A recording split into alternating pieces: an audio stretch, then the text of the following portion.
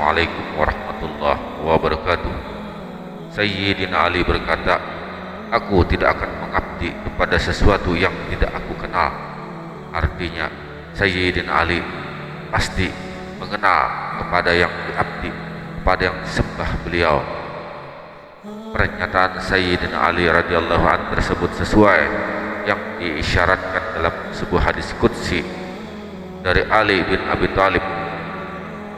Rasulullah sallallahu alaihi wasallam bersabda bahwa Allah telah berfirman, barang siapa berharap kepada selain aku berarti tidak mengenalku. Barang siapa tidak mengenalku berarti tidak mengabdi kepadaku. Barang siapa tidak mengabdi kepadaku maka berarti menjadi wajiblah kemurkaanku. Barang siapa takut kepada selain aku, halal baginya pembalasanku. Mengenal Allah subhanahu wa ta'ala sama mudahnya dengan mengenal diri kita sendiri. Yang susah adalah ketika semua harus serba ada dalilnya, dan ketika ada dalilnya malah sibuk mencari alasan untuk mengatakan dalil tidak sah atau dalil itu palsu. Walaupun sudah nyata-nyata berdalil sahih, zikir kepada Allah itu adalah makanan bagi jiwa atau makanan bagi roh, dan memuji Allah itu menjadi minuman jiwa, sedang malu kepada Allah menjadi pakaian bagi jiwa. Tidak ada lagi kenikmatan yang lebih utama daripada berzikir hanya kepada Allah, dan tidak ada lagi nikmat yang lebih utama daripada berhubung dan bermesra dengan Allah subhanahu wa ta'ala. Pemahaman tentang Nur Muhammad adalah pemahaman dasar di dalam ilmu ma'rifatullah, ilmu mengenal Allah yang wajib dipahami oleh semua umat. Jika tidak paham hakikat Nur Muhammad, maka tidak akan bisa mengenal Allah, dan pada pemahaman yang mendalam pasti akan sesat dan menyesatkan. Hasil minimal bagi seseorang yang telah mengenal diri sebenarnya adalah tidak lagi mampu mengkafirkan orang atau mengatakan bahwa seseorang itu sesat kepada orang lain, dan sangat jauh dari perbuatan anarkis dan teroris. Contohnya kita hidup di zaman politik seperti sekarang ini. Karena aku ada pada dirimu, dirinya, diriku, diri mereka. Muhammad itu nama atau sebutan untuk makhluk yang selalu memuji dan mengagungkan Allah. Muhammad itulah simbol atau lambang atas segala ucapan dan perbuatan yang baik-baik, karena hanya menerima ilham jalan ketakwaan saja dari Allah subhanahu wa ta'ala. Muhammad itu hidup dan tidak pernah tidur. Muhammad itu bukan Nabi Muhammad bin Abdullah yang pernah hidup di negeri Arab sana, namun beliaulah yang memperkenalkan Muhammad. Muhammad bin Abdullah adalah Nabi Muhammad sallallahu alaihi wasallam, dan Muhammad diri adalah itu ada pada diri kita, dirimu, dirinya, dan pada diri mereka semua. Maka kalimat syahadat berlaku sepanjang masa, karena Muhammad pada diri sendiri adalah Rasulullah bagi diri sendiri yang tidak berhenti menuntun ke jalan ketakwaan. Iblis itu nama atau sebutan untuk makhluk yang selalu berbuat ingkar, fasik, maksiat dan lalai dari memuja dan mengagungkan Allah subhanahu wa ta'ala. Iblis itu simbol atau lambang atas segala ucapan dan perbuatan yang buruk-buruk, karena hanya menerima ilham jalan kefasikan saja dari Allah subhanahu wa ta'ala. Iblis itu hidup dan tidak pernah tidur. Iblis itu bukan iblis yang hidup atau disebut dan diceritakan dalam Al-Quran yang dahulunya pernah menggoda Nabi Adam alaihissalam sampai akhirnya Nabi Adam alaihissalam tergoda dan dikeluarkan dari surga. Iblis itu ada pada jiwamu, jiwa kita, dan pada jiwa mereka yang dikendalikan oleh nafsu. Maka kendalikan nafsu agar iblis tidak bisa mengendalikannya. Walaupun iblis tidak pernah berhenti menuntun nafsu ke jalan kefasikan sampai akhir zaman. Muhammad dan iblis itu ibarat dua sisi mata uang yang saling membutuhkan dan harus ada. Muhammad untuk mewujudkan segala ucapan dan perbuatan kebaikan, sedangkan iblis untuk mewujudkan segala ucapan dan perbuatan keburukan, yang artinya setiap manusia pasti pernah melakukan kebaikan dan keburukan.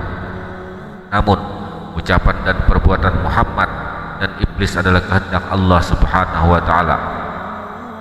Sayyidina Ali bin Abi Thalib radhiyallahu karamallahu wajhah berkata, tidak sah salat seseorang melainkan dengan mengenal akan Allah. Di dalam perjalanan ma'rifat mengenal akan Allah, maka dimulai dengan mengenal akan diri sendiri, diri yang sebenar-benarnya diri, sebab diri yang dikatakan sebenar-benar diri itu yang memiliki hubungan langsung dengan Tuhannya. Tentu bagi mereka yang sudah paham tentang ma'rifat telah mengetahui yang mana diri yang harus dikenal itu. Akan tetapi dari mereka yang telah kenal akan diri, banyak yang tidak menyadari bahwasanya apa yang telah dilaluinya dan diketahuinya itu masih sebatas kulit di dalam pandangan arif billah. Kenapa demikian?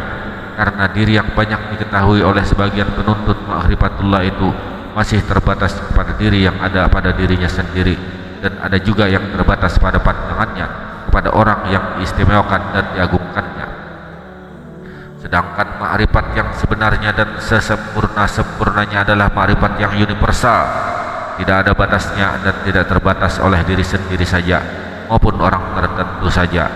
Setiap orang yang berada di dalam lingkaran ma'rifat merujuk kepada sumber pengetahuan Allah, sumber hakikatullah yang disebut dengan Nur Muhammad. Bagaimana dalil yang telah dipahami oleh mereka-mereka yang berpaham ma'rifat bahwa Nur Muhammad itu adalah awal-awal dari segala sesuatu, awal-awal dari segala kejadian. Dengan nur itu maka terciptalah seluruh sekalian alam beserta isinya. Rasulullah sallallahu alaihi wasallam bersabda bahwasanya Allah Subhanahu wa taala telah menjadikan akan ruhku daripada zatnya, sedangkan sekalian alam beserta isinya terbit daripada nurku, Nur Muhammad. Sabda Rasulullah sallallahu alaihi wasallam yang lain, sesungguhnya aku adalah bapak sekalian ruh, sedangkan Adam adalah bapak dari sekalian batang tubuh atau jasad. Dari dalil tersebut telah menguraikan bahwa hakikat Nur Muhammad itu tidak hanya ada pada satu diri saja, melainkan ada pada setiap yang mawujud, sehingga tidak terbatas bagi Nur Muhammad itu, melainkan meliputi sekalian alam termasuk pada diri sendiri. Jika seseorang mengenal akan Allah melalui nurnya, Nur Muhammad yang ada pada dirinya sendiri, maka belumlah dikatakan mengenal akan Allah yang meliputi sekalian alam. Begitu juga jika seseorang yang mengenal akan Allah melalui nurnya, Nur Muhammad yang ada hanya pada orang-orang tertentu yang diistimewakannya dan diagungkannya dari diri ustadz-ustadznya, guru-gurunya dan syekh-syekhnya ataupun mursyidnya, maka sesungguhnya ia masih terhijab oleh sesuatu yang dipandang. Rumus daripada ma'rifatullah yang sebenarnya dan universal itu adalah syuhudul wahdah fil kasrah, syuhudul kasrah fil wahdah, memandang satu nur ada pada yang banyak dan memandang yang banyak ada pada satu. Seseorang yang mengenal Allah sebatas pandangannya kepada dirinya sendiri atau orang tertentu yang diistimewakan dan diagungkannya, maka mereka itu mengenal akan Allah masih sebatas kulit saja dari pemahaman ma'rifatullah yang sesungguhnya.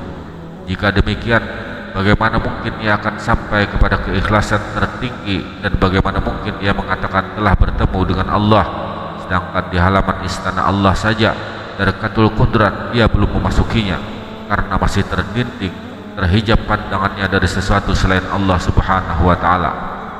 Hakul hakiki, jika Anda benar-benar ingin menjumpai Allah dan bertemu dengan Allah liqa, maka lepaskanlah pandangan hatimu dari sesuatu apapun. Jangan berhenti pada pandangan jamalullah, keindahan Allah, maka niscaya engkau akan mabuk dan takjub di dalamnya. Pandangan akan hakikat nur yang ada hanya pada dirimu saja, atau yang ada hanya pada orang yang engkau kagumi dan istimewakan saja, membuktikan bahwa tanpa engkau sadari, engkau telah tenggelam dan mabuk di dalam sifat jamalullah, keindahan Allah. Ketahuilah bahwa untuk sampai kepada Allah dengan melalui 4 tahapan, dan untuk bisa menaiki tahapan-tahapan tersebut agar sampai kepada kamalullah, kesempurnaan Allah, maka wajib baginya satu pandangan, yaitu Allah Subhanahu wa taala, tanpa melalui perantara selain Nur Muhammad.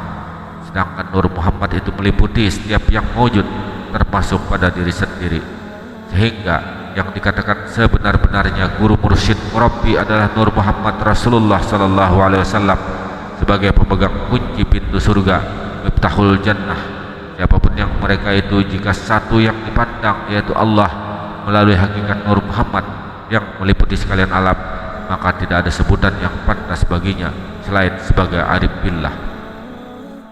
Jika masih ada pandangan yang terbatas atau dibatasi tentang hakikat Nur Muhammad itu pada beberapa diri saja, maka belumlah pantas baginya menyandang sebutan arif billah, melainkan mereka itu masih disebut dengan orang yang berada pada tarikan perjalanan menuju kepada Allah.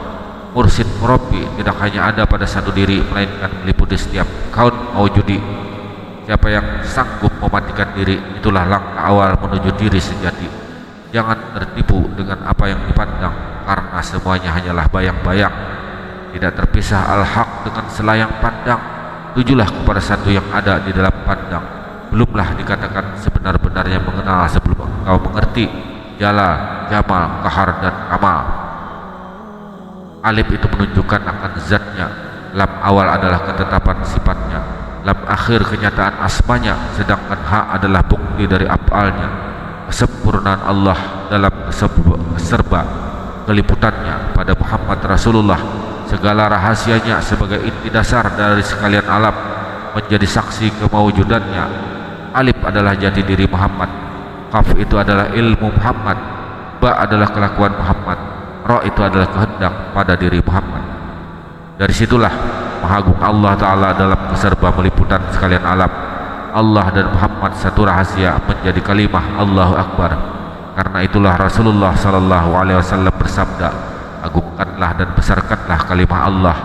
Allahu Akbar, Allahu Akbar, Allahu Akbar, walillahil hamd.